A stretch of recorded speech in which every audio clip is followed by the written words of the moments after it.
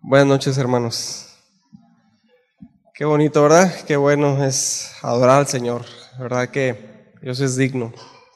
Dios es digno. Él es bueno. Y no vengo vestido de padrecito, ¿eh? Así es la camisa. Le dije a mi esposa. Sí, pues. Así es.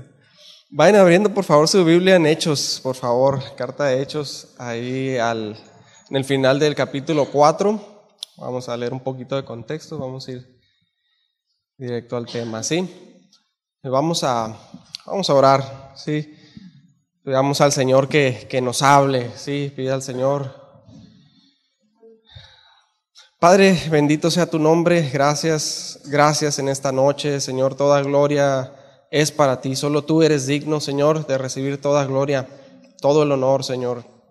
Solo tú, Padre, te rogamos, Señor, ayúdanos a entender tu palabra, Dios, ayúdanos a escudriñarla, a entenderla, a analizarla, Señor, a ponerla por obra, Padre, te rogamos, ayúdanos, danos entendimiento, Señor, dame de nuevo, Señor, y Padre, que predique en el Espíritu Santo, Señor, no en mi entendimiento, no, Señor, en mi inteligencia, en mis argumentos, sino en tu Espíritu Santo, en tu palabra, Señor, y danos entendimiento, da entendimiento a mis hermanos, Dios, para escuchar tu mensaje y atender. En nombre de Jesús. Amén. Vamos ahí a Hechos 4, a partir del 32, vamos a leer para contexto. Vamos a tratar hoy en día un pasaje muy conocido, así es el pecado de Ananías y Zafira, todos lo conocemos. Vamos a analizar este texto, ¿sí? ¿Están listos? Bueno, conste. Hechos 4, 32 al 37, para contexto, ya lo vimos la enseñanza pasada. Todas las cosas en común se titula. El 32, y la multitud de los que habían creído era de un corazón y un alma, y ninguno decía ser suyo propio nada de lo que poseía, sino que tenían todas las cosas en común. Y con gran poder los apóstoles daban testimonio de la resurrección del Señor Jesús, y abundante gracia era sobre todos ellos. Así que no había entre ellos ningún necesitado, porque todos los que poseían heredades o casas las vendían, y traían el precio de lo vendido, y lo ponían a los pies de los apóstoles. Y se repartía cada uno según su necesidad. Entonces José, a quien los apóstoles pusieron por sobrenombre Bernabé, que traducido es hijo de consolación, levita, natural de Chipre, como tenía una heredad, la vendió y trajo el precio y lo puso a los pies de los apóstoles. De esto nos hablaba hermanito Carlos a la enseñanza pasada, y está totalmente conectado con la enseñanza de hoy, ¿sí? Porque miren, pongan atención, dice en el 5, que es lo que vamos a analizar hoy. Pero cierto hombre llamado Ananías, con Zafira su mujer, vendió una heredad y sustrajo del precio, sabiéndolo también su mujer, y trayendo solo una parte, la puso a los pies de los apóstoles, y dijo Pedro: Ananías, ¿por qué llenó Satanás tu corazón para que mintieses al Espíritu Santo y sustrajeses del precio de la heredad? Reteniéndola, ¿no se te quedaba a ti? Y vendida, ¿no estaba en tu poder? ¿Por qué pusiste esto en tu corazón? No has mentido a los hombres, sino a Dios. Al oír Ananías estas palabras, cayó y expiró, y vino un gran temor sobre todos los que lo oyeron. Y levantándose los jóvenes, lo envolvieron y sacándolo, lo sepultaron. Pasado un lapso como de 3 horas, sucedió que entró su mujer, no sabiendo lo que había acontecido. Entonces Pedro le dijo: Dime, ¿vendisteis en tanto la heredad? Y ella dijo: Sí, en tanto. Y Pedro le dijo: ¿Por qué convinisteis en tentar al Espíritu del Señor? He aquí a la puerta los pies de los que han sepultado a tu marido, y te sacarán a ti. Al instante ella cayó a los pies de él y expiró. Y cuando entraron los jóvenes, la hallaron muerta, y la sacaron y la sepultaron junto a su marido. Y vino gran temor sobre toda la iglesia y sobre todos los que oyeron estas cosas. Sí, tremendo pasaje. Miren, entonces dice ahí al final del capítulo 4 de Hechos, ahí se registra la hermosa, la amorosa, la sacrificial unidad de la iglesia. Sí, hemos visto desde el principio de la carta, del libro, de los Hechos, que los primeros días de la iglesia fueron gloriosos. Sí, fueron días de mucho gozo, de mucha bendición, de predicación valiente del evangelio puro. Fueron días de oración, ¿sí? Se juntaban a orar, se juntaban a partir el pan a la mesa del Señor. Y dice que eran de un corazón y de un alma y tenían todas las cosas en común. Y no consideraban nada de lo que tenían como suyo propio, sino que compartían con los que tenían necesidad. Sí, porque ellos, miren, sabían que todo lo que tenían era del Señor y no de ellos. Y miren, muchos de los que habían venido a Jerusalén de otros lugares para las fiestas, hablamos de esto, y se habían convertido a la predicación de Pedro ahí en Pentecostés y en el templo, la predicación de los discípulos, se habían quedado en Jerusalén, ya no regresaron a sus tierras. Sí, entonces ya no tenían casas, no tenían pertenencias, dejaron todo. ¿Sí? Probablemente sus familias les dieron la espalda, se quedaron sin nada, fueron expulsados de las sinagogas. Además, la iglesia estaba ahí en Jerusalén, ¿sí? Entonces no había por qué regresar a su tierra. Ahí estaban los creyentes, entonces habitaban en comunidad. Pero entonces había necesidad, ¿sí? Y comprendieron que debían compartir de lo que tenían, los que tenían cosas así. Y compartir hicieron, ¿sí? De modo que no había ni una sola persona, dice, no había ni una sola persona con necesidad entre ellos. Fíjense, increíble. No tenían apego entonces desmedido por lo terrenal, sino que comprendían que lo que tenemos le pertenece al Señor y que ha de ser usado para su gloria. ¿Sí? También dice que con gran poder daban testimonio de la resurrección de Jesucristo. Ellos estaban entonces comprometidos con el amor de Dios y el amor al prójimo, aún en peligro de muerte. Y entonces dice, a causa de esto, abundante gracia era sobre todos ellos. Entonces la hermandad de ellos era sincera, el testimonio era trascendente. El resultado, la iglesia se multiplicó. Se cree que en este punto eran alrededor de 20,000 personas, por los datos que nos da anteriormente, si recuerdan. Aunque no tenemos un número exacto, sí, es un aproximado. Incluso cuando empieza la persecución, como vimos anteriormente, continuaron creciendo, sí, continuaron multiplicándose. De hecho, entre más persecución había, con mayor denuedo predicaban la palabra y testificaban de la resurrección de nuestro Señor Jesucristo. De modo que los perseguidores se quedaban sin argumentos, como vimos también anteriormente. Y miren, nunca desde el principio de la historia de la iglesia, desde que el pecado entró en el mundo, había sucedido algo así. Nunca había sucedido algo así desde que el pecado entró en el mundo. Y es que ahora en este punto, el Mesías ya había venido. Ahora el pago por nuestra expiación ya había sido ofrecido. Y ahora nuestro Redentor ya había resucitado, ¿sí? Ya había sido exaltado y ahora el Espíritu Santo ya había venido a morar en los creyentes y habían recibido una nueva naturaleza. ¿Sí? Por eso es que este tiempo fue tan trascendental. Nunca había sucedido esto desde el principio, desde que entró el pecado en el hombre. Una nueva era había empezado, ¿sí? Después de Cristo. Estamos en el después de Cristo. Esto marca divide los tiempos. Y la iglesia tenía fuego en su interior por el poder del Espíritu Santo y por el poder del Evangelio puro. Pero entonces Satanás, el enemigo de nuestras almas, el enemigo de la iglesia, no se quedó de brazos cruzados y se infiltró en la iglesia, así como se infiltró en el jardín del Edén. Primero, la persecución, pero falló en hacer daño a la iglesia. De hecho, fomentó el crecimiento de la misma. Hay un dicho antiguo que dice, la sangre de los mártires se convirtió en la semilla de la iglesia. Sí, esto es muy cierto, porque la iglesia que es perseguida es la iglesia que más florece. Sí, porque una iglesia perseguida es una iglesia purificada. Sí, como vimos anteriormente. Y la iglesia purificada es una iglesia firme, es una iglesia fuerte.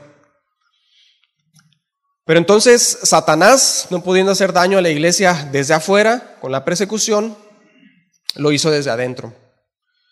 El Señor ya nos lo había advertido. El enemigo sembrará cizaña entre el trigo. Mateo 13. Y la consigna del Señor Jesús es confrontar y juzgar este pecado. Mateo 18, 15 al 17, se lo leo. Si tu hermano peca contra ti, ve y repréndele, estando tú y él solos. Si te oyere, has ganado a tu hermano. Mas si no te oyere, toma aún contigo a uno o dos, para que en boca de 2 o 3 testigos conste toda palabra. Si no los oyere a ellos, dilo a la iglesia. Y si no oyere a la iglesia, tenle por gentil y publicano. Sea expulsado de la iglesia. ¿Sí? Entonces, en la primera sección del capítulo 5 de Hechos, se registra el primer pecado expuesto y juzgado de la iglesia. Sí, el pecado ha infestado a la iglesia desde entonces. Este es el mayor daño que la iglesia puede recibir, es un daño interno. ¿Sí? Y miren, la Biblia no omite los pecados y errores de los creyentes desde el principio hasta el final de la Escritura. ¿Por qué? Porque la Biblia no es un libro escrito por el intelecto o la sabiduría humana. De lo contrario, si hubiera sido escrito por los hebreos, pues todo sería perfecto, ¿no? En cuanto a los relatos de quienes están ahí en la Escritura. Sino que la Biblia fue escrita por inspiración del único, santo y sabio Dios. Sí, y en sus letras están plasmados los pecados de los hombres y sus consecuencias, como testimonio para que no ignoremos y no pequemos deliberadamente, sabiendo que sus juicios son verdaderos y son justos. Entendemos también que la iglesia no es perfecta, porque está llena de hombres y mujeres imperfectos. Somos imperfectos. Que hay pecado en la iglesia porque hay pecadores en la iglesia. Pero entonces, Dios tomó a esta iglesia imperfecta, a hombres imperfectos, incluidos los apóstoles, ¿sí? No eran mayores a usted y yo, sino que eran hombres imperfectos, pero Jesús los fue moldeando, el Espíritu Santo los fue moldeando, y con ellos puso al mundo de cabeza, cambió los tiempos. Sin embargo, el pecado tiene consecuencias y debe ser juzgado. Sí, esto fue lo que pasó aquí en el versículo 5. Pero dice, miren, ahí en el 4, 36 y 37, que Bernabé, que tenía un don para consolar a los hermanos, un buen hombre lleno del Espíritu Santo, según Hechos 11, él tenía un terrenito, sí, allá rumbo a los Planes, muy bonito, rústico. Lo vendió y trajo el dinero a los apóstoles para ser administrado por ellos, para ser repartido según la necesidad de cada uno. Lo hizo voluntariamente, de corazón. Y cuando se hace así, entonces el sacrificio, según la palabra, según Filipenses 4:18, es olor fragante, sacrificio acepto, agradable a Dios. Ajá. En este principio de la iglesia, cuando el amor de los creyentes era tan profundo, era fácil darlo todo para la gloria de Dios. Pero ahora entonces aquí en el 5:1 el texto empieza con un oscuro pero. Sí, hasta el mejor hombre tiene su pero, hasta la mejor iglesia tiene su pero. Y la luz de la iglesia descrita anteriormente en los primeros versículos se ve eclipsada por las tinieblas, por lo que sucede a continuación. Así como el pecado de Acán trastornó el campamento de Israel después de la conquista de Jericó, si recuerdan, cuando él tomó del anatema, del cual el Señor les dijo, no tomarán, no tocarán. Sí, así el pecado de Ananías opaca el triunfo de la iglesia primitiva. Y se registra entonces el primer pecado expuesto, juzgado y disciplinado en la iglesia. Pero entonces, ¿no había pecado antes de esto, desde el día de Pentecostés hasta este momento? Sí, sí había pecado, claro que sí. ¿Por qué? Porque somos pecadores, redimidos por la sangre de Cristo, sí, pero aún viviendo en un cuerpo de muerte. Ajá. Y estamos en un proceso de santificación.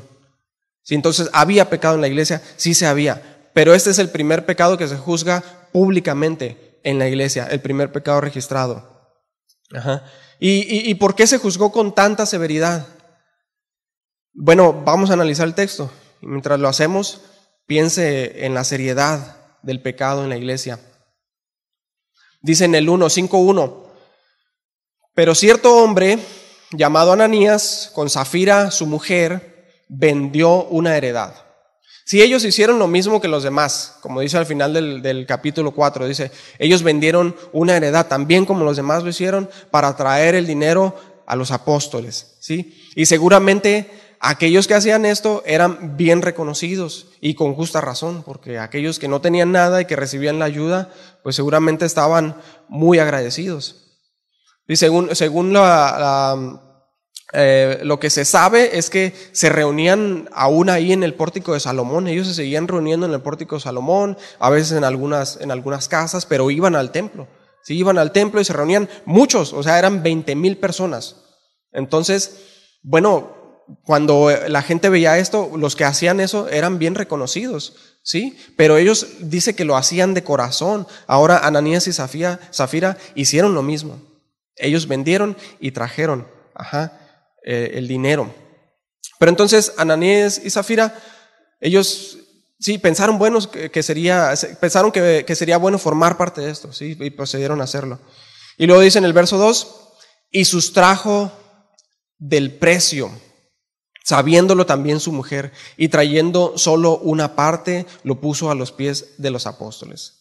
Vendieron el terreno y trajeron una parte. Pero nos preguntamos, ¿qué de malo tiene esto? ¿Sí? ¿Por qué Dios aborreció tanto su ofrenda?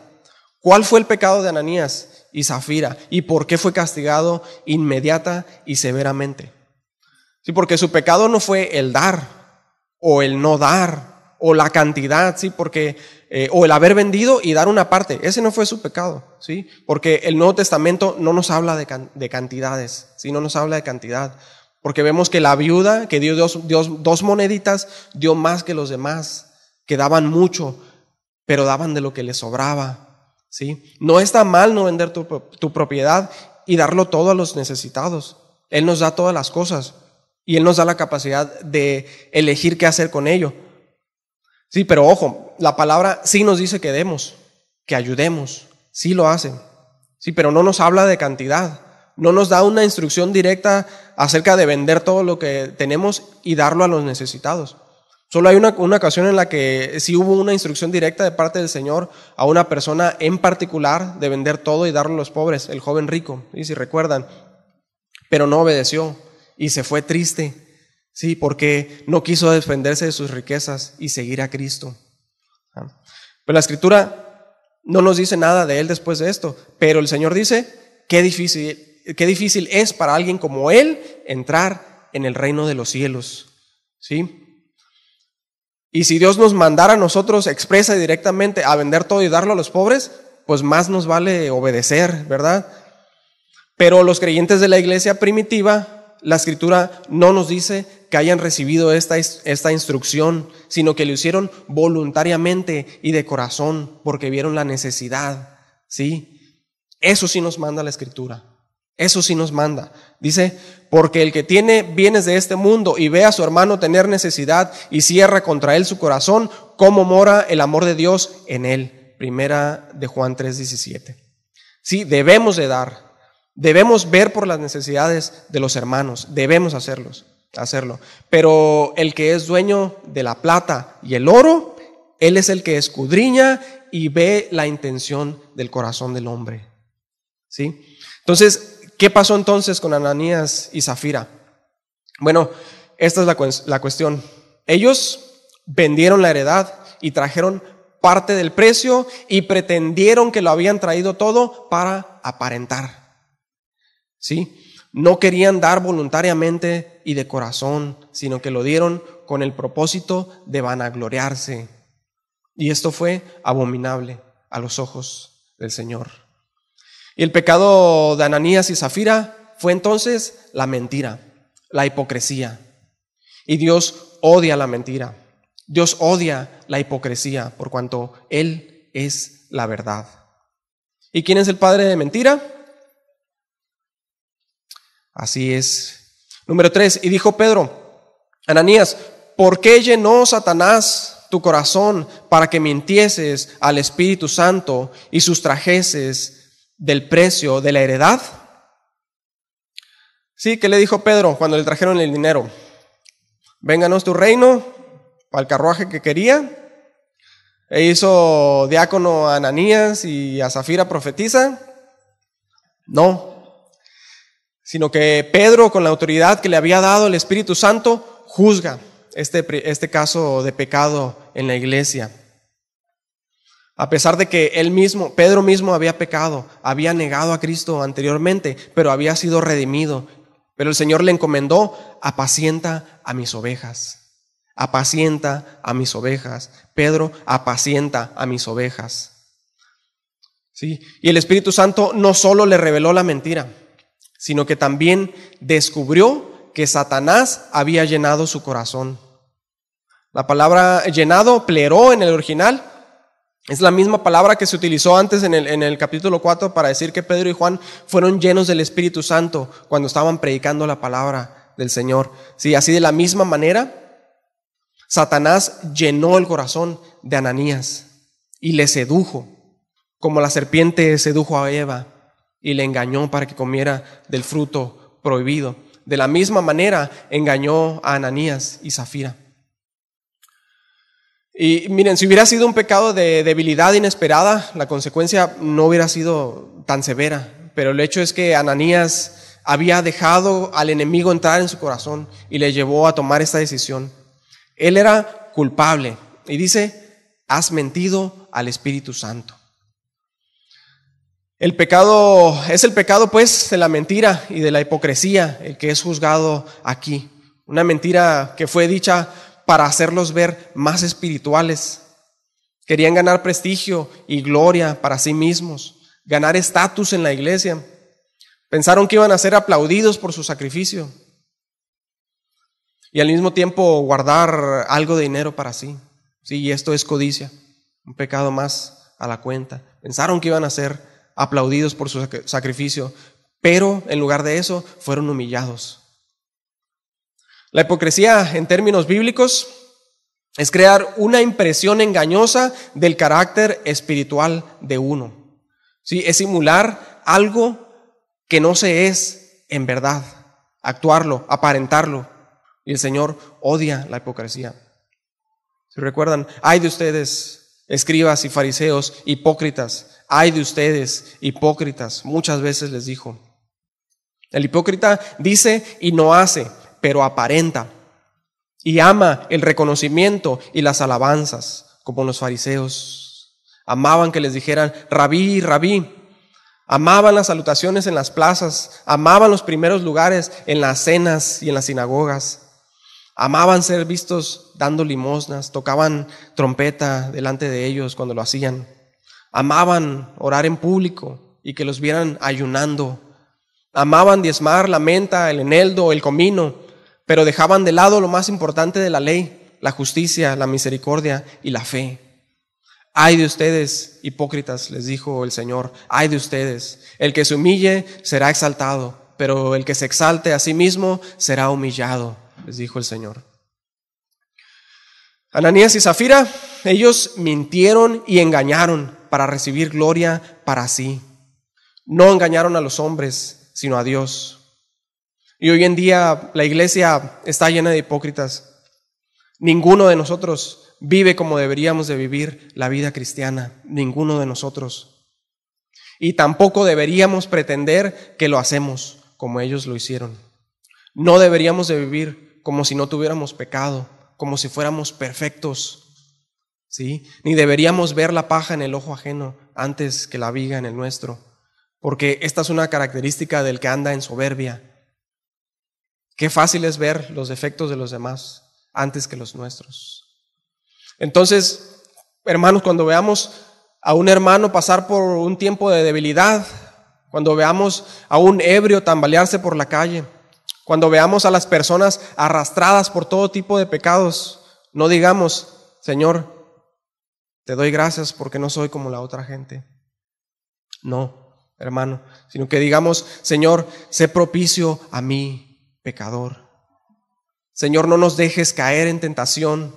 Señor, ten misericordia de nosotros. Si al entrar a tu cuarto y caer de rodillas, esto es lo único que puede salir de tu boca, procedente de un corazón adolorido por el pecado, irás en buen camino. porque saldrás justificado de ese cuarto. Si entre más conoces al Señor y más te santificas, más pecador te sientes, estarás caminando en buen camino. Hemos de quitar los pecados poco a poco, hermanos, y nunca quitarnos la armadura hasta que acabemos la batalla y lleguemos al lecho del guerrero. Pero si al orar oras para ti diciendo: Señor, gracias te doy porque voy mejorando, ya no soy como antes, ya no soy como aquellos hombres, ni aún como los demás hermanos. Detente, hermano, recapacita y examínate, porque vas en el camino del hipócrita. Porque miren, el pecado puede entrar en la iglesia y está en la iglesia, aún está entre nosotros. Aunque somos redimidos por pura gracia, el pecado está a la puerta y su deseo es controlarnos. No proveamos pues para los deseos de la carne, sino temamos, no sea que también caigamos presas del engaño del pecado. Porque el hipócrita será expuesto, será juzgado. Número 4.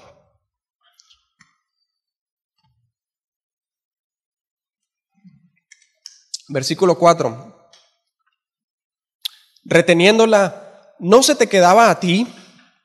Y vendida, ¿no estaba en tu poder?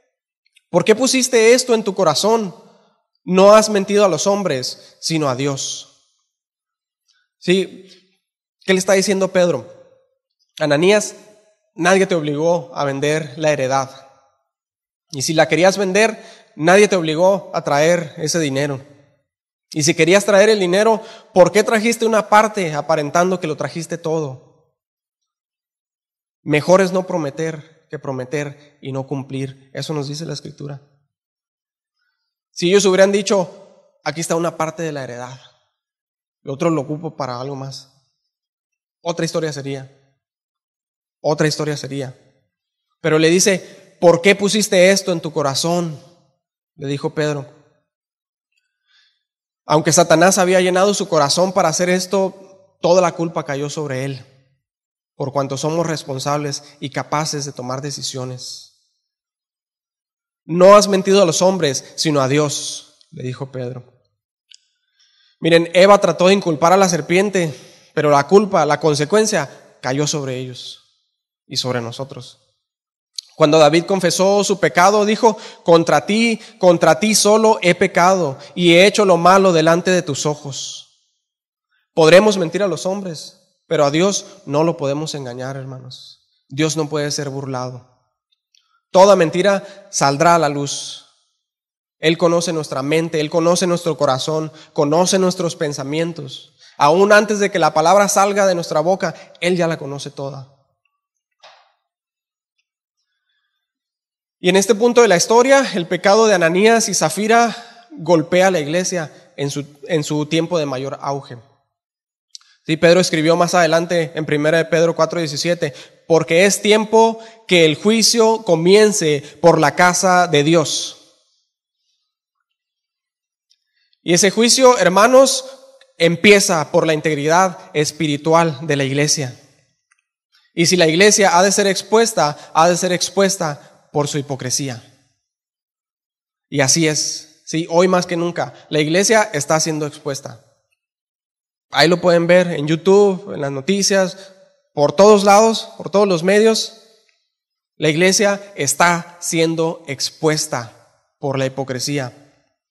Toda esta máscara de espiritualidad, de contentamiento extrovertido y despreocupado de la iglesia contemporánea está cayendo, exponiendo toda clase de pecados vergonzosos en la iglesia y en sus ministros. El pecado en la iglesia es una realidad, hermanos, es triste, pero no podemos deshacernos de él por completo, todavía no.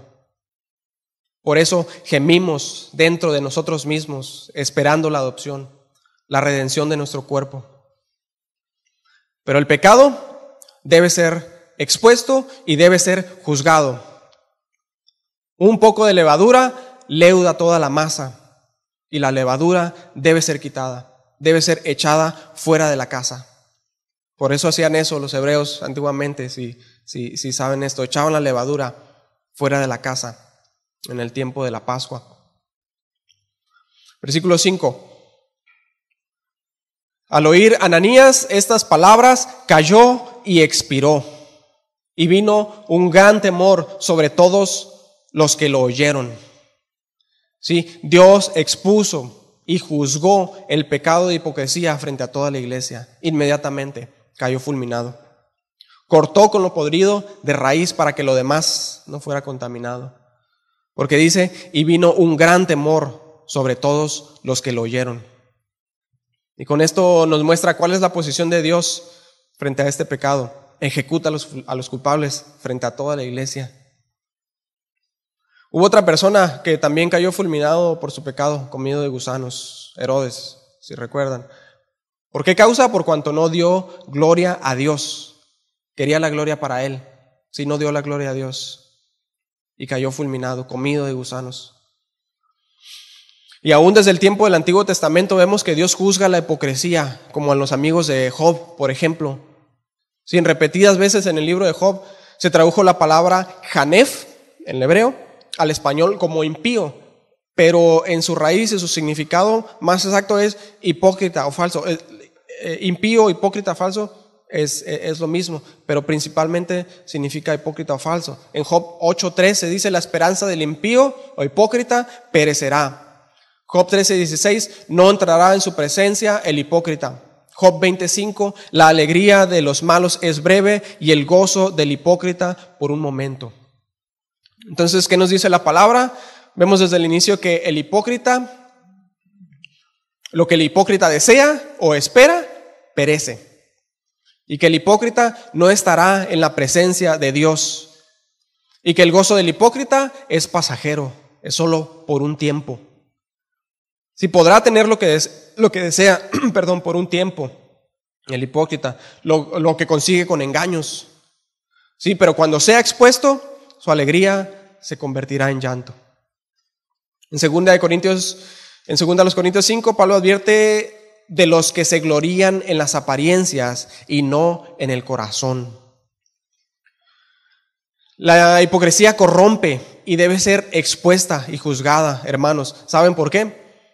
Por el bien de los hipócritas y por el bien de la iglesia también.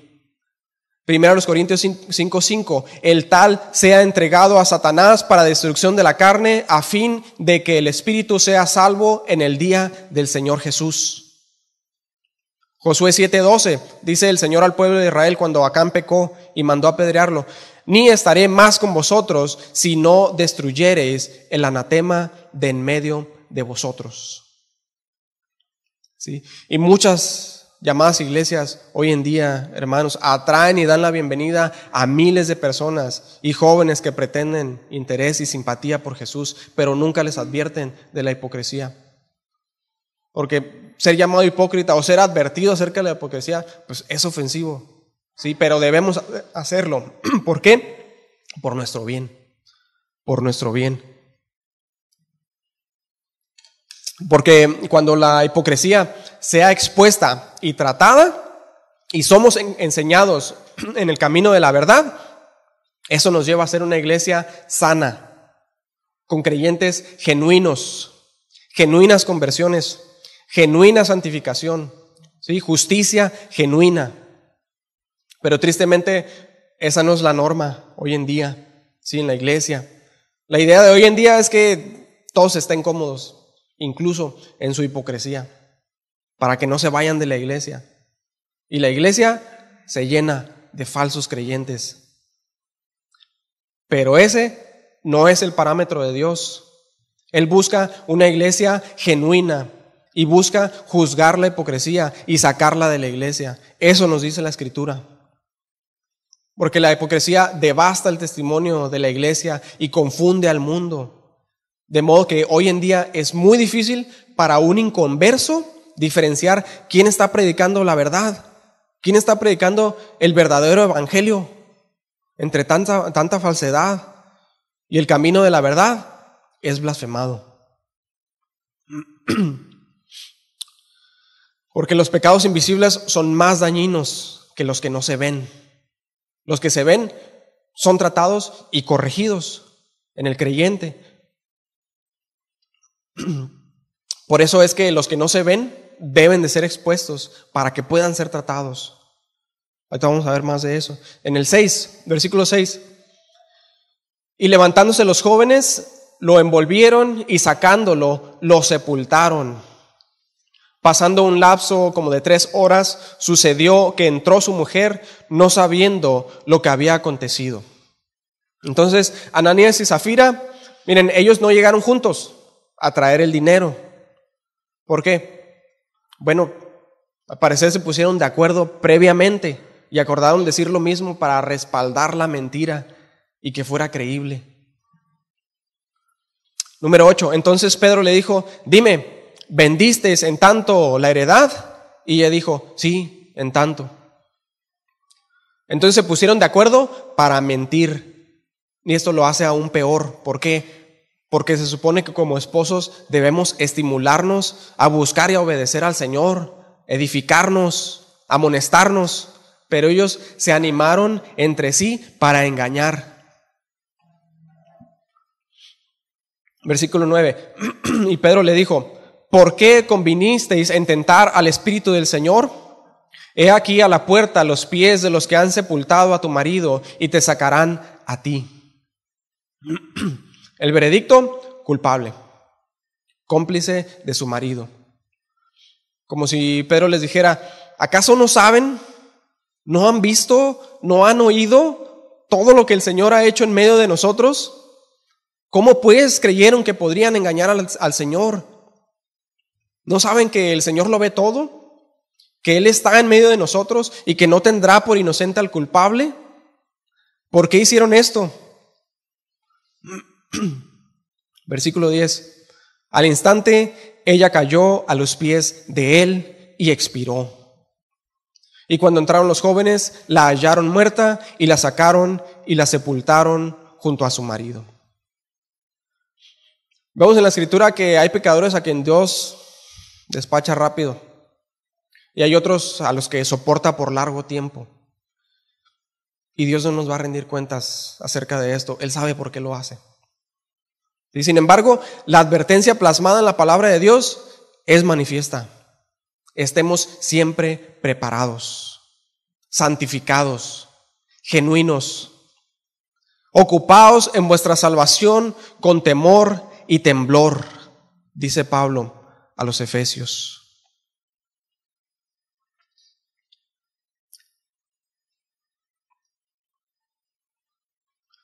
Versículo 11.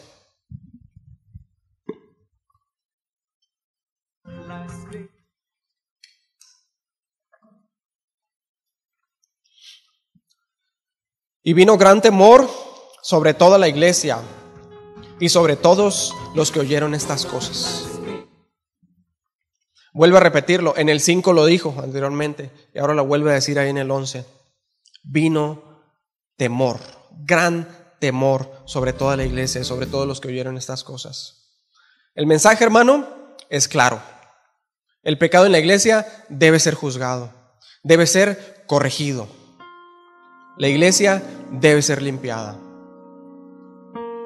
El detestable pecado de la hipocresía y la soberbia, todos lo podemos condenar en otras personas. Y sin embargo, probablemente cada uno de nosotros tiene algo de esta levadura. Porque un cristiano genuino, miren, es una persona falible, sí, pero no falsa. El cristiano genuino está lleno de debilidades, pero no está lleno de lujuria premeditada y pecado. El cristiano genuino se esfuerza combatiendo contra el pecado. ¿Qué hará el hipócrita en el día del juicio, cuando los secretos de los hombres sean revelados y los actos secretos de iniquidad sean leídos ante todos? ¿Qué hará entonces el hipócrita? ¿Acaso podrá cavar en las profundidades de la tierra para esconderse? ¿Se sumergirá en lo profundo del mar para escapar? ¿O dirá a las peñas, peñas, caigan sobre mí? En vano tratará de huir. Y aunque el hipócrita esté en esta vida sentado en lugares elevados, lugares de honor, caerá en el día del juicio a lo más profundo de la tierra, donde los dientes crujen, el gusano nunca muere y el fuego nunca se apaga. Aunque haya profetizado en su nombre, aunque haya echado fuera demonios en su nombre, aunque haya hecho milagros en su nombre, el Señor le declarará: nunca los conocí, apártense de mí, hacedores de maldad. Así será si continúa en su hipocresía, porque la esperanza del hipócrita perecerá. ¿Y qué haremos, hermanos? Entonces, ¿qué haremos? Roguemos pues al Señor: Señor, si estoy engañado, desengáñame. Ayúdame a ser sincero. No me dejes pensar que todo está bien cuando no lo está. Que no sea yo puesto en balanza y sea hallado falto. Porque mira, hermano, ningún buen cristiano ha pasado mucho tiempo sin pasar temporadas de angustiosa autoexaminación, producto de un corazón adolorido por el pecado.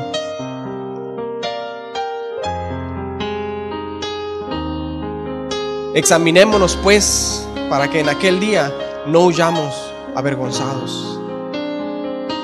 Que podamos decir con confianza: el Señor ha quitado mi pecado.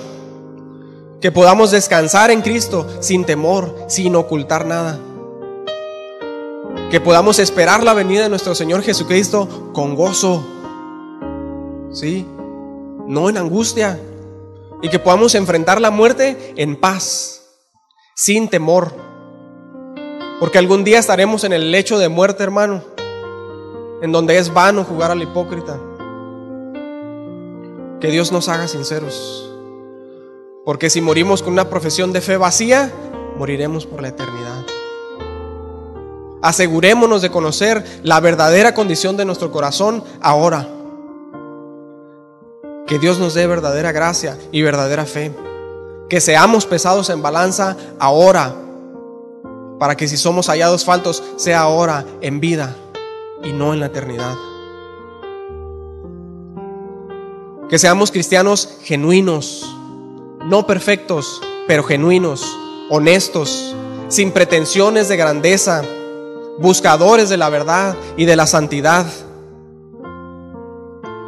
Que el Señor desenmascare y exponga y juzgue la hipocresía entre nosotros, para que de corazón sincero le sirvamos.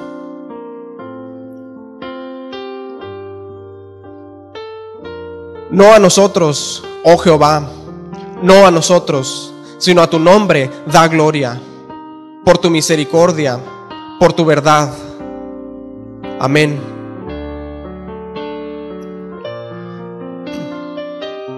Padre, gracias. Gracias, Señor Dios. Bendito sea tu nombre. Señor, tú eres temible, eres justo, tus juicios son justos, y si tú nos juzgas, tú serías justo, pero has sido paciente con nosotros, has sido misericordioso, has sido bueno, has sido bondadoso con nosotros, a pesar de que no lo merecemos. Tú nos has mostrado tus bondades cada día, Señor. Ayúdanos, Padre. Ayúdanos, Señor. Quita de nosotros, Señor, la hipocresía. Exponla. Haznos saber nuestros pecados ocultos. Haznos saber, Señor, ahora en vida. Y que no seamos avergonzados en aquel día, Señor. Ayúdanos a ser sinceros, ayúdanos a ser genuinos. Ayúdanos, Señor. Ayúdanos a ser genuinos, a no poner máscaras pretendiendo ser algo que no somos.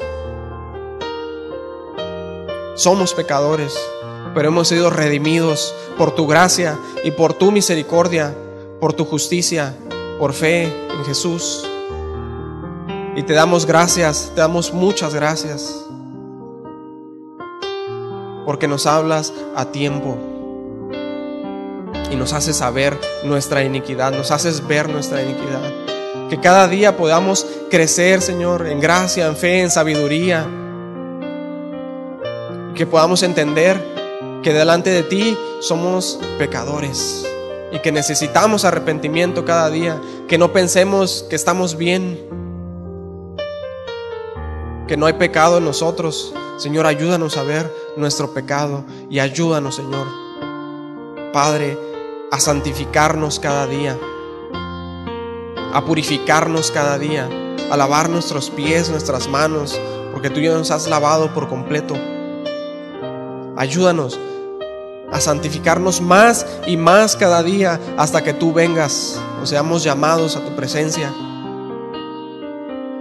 Ayúdanos, Padre, necesitamos de ti, Padre. Ayúdanos a ver nuestra iniquidad antes de ver los defectos de los demás. Ayúdanos a ser una iglesia sincera, genuina, no perfecta, genuina. Ayúdanos, bendito Dios. Ayúdanos, Padre.